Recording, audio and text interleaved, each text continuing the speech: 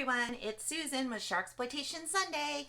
Today we're going to talk about a couple of movies that explore the floor is lava concept in shark movies. What I mean by that is, sharks are in a place where they're not supposed to be, usually brought in by a storm, like a hurricane or something, and you're kind of trapped in there with them, and you have to keep above the water to keep from being chomped on. So the movies we're going to talk about is one that came out allegedly in 2021, but I just saw it a couple weeks ago come out on Tubi. The other one we're going to talk about is Bait 3D, which came out in 2012. We're going to find out which one is worth watching because one is much superior than the other, trust me. First, a quick reminder to hit that like button and subscribe so we can keep this channel growing. Thanks for all your support. All right, let's start with Swim, the Tubi original that just came out, I think. Maybe not, I don't know. I just saw it. Anyway, it stars Joey Lawrence. So those of you who might be as old as me would remember Joey Lawrence from Blossom. Yeah, remember that show? Well, yeah, he started off kind of like this, and then he turned into this. Yeah, 90s heartthrob, right? And now apparently he's looking like this.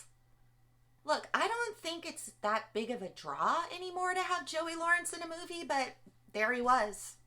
Mr. Lawrence plays a dude named Hudson, and his family, which is the mom, the grandpa, and two teenage siblings, they're on their way to a beach house somewhere near San Francisco, and he can't get on his plane for whatever reason, so he's going to drive to meet them. There's a big storm coming. It becomes clear that this beach house is a piece of shit that was supposed to be fixed, but Mr. Hamilton, the landlord, is a complete douchebag and obviously isn't going to fix anything. So he's just there giving him a line of shit like, oh yeah, everything's fixed. Come by the beach house. There's this huge hurricane on its way. There's leaks that are going to be everywhere. So you just know, okay, here we go. This is how the water gets in the house, right? The family arrives at this shitty beach house, and there's a neighbor named Tad who pulls up in his convertible sports car and says things like, ciao. Tad has a daughter named Becky, who is the love interest of Tucker, who's the teenage son of the family. The teenage girl of the family is named Charlie, and she's allegedly going to go to college to become a doctor. And the mom, she's one of the worst actresses I think I've ever seen in a movie. If you like this expression, yeah, that. She does that the entire movie, non-stop. And this is not an exaggeration, folks. All right, so pretty quickly they lose power and the basement begins to flood as all the seawater is rolling in, which is how our beloved little shark gets involved. And this one is a bull shark, guys. Becky and Tucker finally meet up, and Becky, sexy bullies him into getting into the water, which is all choppy, and there's a storm, visible in the distance. Yeah, good time to take a swim. There was a package delivered for the family, and Mr. Hamilton, the shitty landlord, he kind of watched it wash out to sea, so he wades in to grab that package, and he is the shark's first victim. Fast forward to Tucker and Becky's little weird, awkward encounter in the ocean, which is being watched by the sister Charlie. And guess who washes up on the beach? Mr. Hamilton. So Charlie discovers that, freaks out. She's trying to get Tucker to come back in. The mom finds out. She's trying to get Tucker to come back in. And Becky gets her leg chomped, which kind of serves her right because she sexy bullied him into getting in the water in the first place. Grandpa actually used to be a doctor, so he begins right away to tend to her wounds. But it's critical that they get Becky to a hospital before the storm closes all the roads, and they all pile into the SUV, and it turns out there's a power line that falls right across it, trapping some of them, well, everybody but the mom, inside this SUV. So the mom, she gets all heroic and does her thing a lot, and she gets them out of the back, and they all get stuck in the house now because they don't have a car. Rowan shows up. He gets eaten by the shark in the basement, which is now completely flooded and home to our bull shark. The teenagers end up in the basement. They're checking to see what happened to Rowan, and the bull shark has them trapped in there. Grandpa uses a fishing line and catches the bull shark on the fishing line to distract it enough so that the teenagers can escape, which they do. Meanwhile, Hudson, who's played by Joey Lawrence, is getting held up by the cops who are like, the roads are closed, man, nothing you can do, your family's fucked, have a nice day. Now the family is in the living room and they have closed the cellar door, which is now being knocked upon by this bull shark. I guess the water has reached the door, which is very well insulated because there's not even a trickle entering the living room until it breaks down the door, and then the entire living room becomes flooded. Tad, the neighbor, he gets hurt looking for his daughter Becky because he has no idea what had happened to her. He meets up with Hudson, and together they shall try to save their families.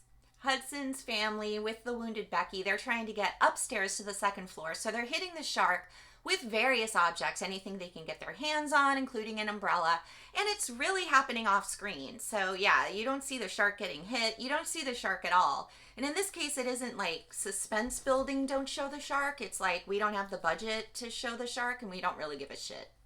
Finally, Grandpa decides he's going to attack the shark with a walker and sacrifice himself so everybody can get upstairs. And he says, "Go upstairs, kids. I'm gonna fuck up a shark." This is literally the only good thing about Grandpa. The entire movie, he sucks until he says that one line.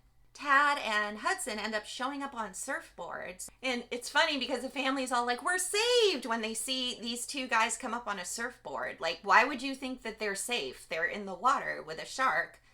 No, you're not safe. So they try to pull Tad in. He gets eaten. Now it's just Hudson. He finally gets in, gets Becky kind of out of the water because he doesn't want the blood to attract a shark. I mean, yeah, that's the smartest thing that's happened this whole movie. A rescue boat arrives, but they get, of course, tossed into the waves and eaten. Hudson, he breaks through the roof. He gets everybody up on the roof. And Tucker, who I guess was a swim champion, of course, he swims out in the open ocean to go get that rescue boat. So Tucker brings the boat in, gets the family on, except for Joey Lawrence, who stays behind so he can say son of a bitch, as is protocol in shark movies, and feed the shark a live antenna, which electrocutes it to death. So that's Swim, the Tubi original, starring Joey Lawrence. Let's move on to another one, shall we? And I have to say, this one is so much better. Bait 3D came out in 2012. This one is about sharks in a grocery store in Australia, and it stars Julian McMahon, who was in Charmed and Nip Tuck, and I've been in love with since Nip Tuck, and he's wet most of the movie, so Bait, you have my attention. The main dude is a lifeguard who had seen his friend eaten way back in the day, like 2 months ago. Then we fast forward to the present day, and here's the dude, life in shambles, fiance gone, fear and loathing of all things sharky, and he works at the Oceana Food Mart. This movie does set up a lot of the characters' backstories, so you know exactly who's involved once the shit hits the shopping cart. A freak tsunami attacks this unfortunately too close to the ocean grocery store, and guess who comes along with it? A couple of biggins, great white sharks. And all of the main folks who are trapped inside the grocery store, they get on top of the shelves and the, fridges, and they're trying to stay out of the water. They throw in a few red shirts to make sure the sharks get a snack while we tediously get to know these characters. The greatest thing about this movie and why it is so much better than Swim is because it has a great way of hiding the sharks. So when the group first notices that there are sharks in the water, it's not like they just come at you right away. It's this beautiful little scene where the shark is trapped in some debris, and on top of the debris is this soggy, creepy doll's head. So you don't see the shark, you just see this creepy doll's head coming at its first victim, and then the doll's head dips below the surface, kind of like a barrel in Jaws, and then boom! Now, the attack gore is hit or miss in this movie, but when it hits, it's really fun. But then they decide to show the sharks for the rest of the movie. Now, we've come so far in technology. The Roomba, Alexis, reusable picture hangers, Dippin' Dots, but for some fucking reason, no filmmaker can ever get a CGI shark to look like a fucking shark. How can you go around life thinking great whites have black gums and the mouth structure of a slack-jawed yokel? But look, Bait is exactly the movie that you would expect from sharks trapping people in a grocery store. Nothing more, nothing less. This is not a bad movie. Just go into it with lowered expectations about character development and shark anatomy, and you'll be totally fine. plus wet Julian McMahon. So in conclusion, I think it's clear which one I think is a superior film. So yeah, skip swim, go right to bait. You won't be that disappointed. But, you know, the floor is lava shark movies are a fun little subgenre of our subgenre of horror. And there actually was, allegedly, in Hurricane Ian, which just happened, a shark that got caught in a hurricane in a backyard or something. And unlike the other ones, this video is supposed to actually be real. So it is feasible that this could happen. So get your asses prepared for a hurricane shark by watching bait so you know if a creepy doll head is coming to you through the water, exactly what to expect. Well, that's it for today, kids. Thanks for joining me. If you're interested in purchasing my book, Encyclopedia Sharksploitanica, you can always do it through the link in the description box below. I'll see you later, guys. Bye.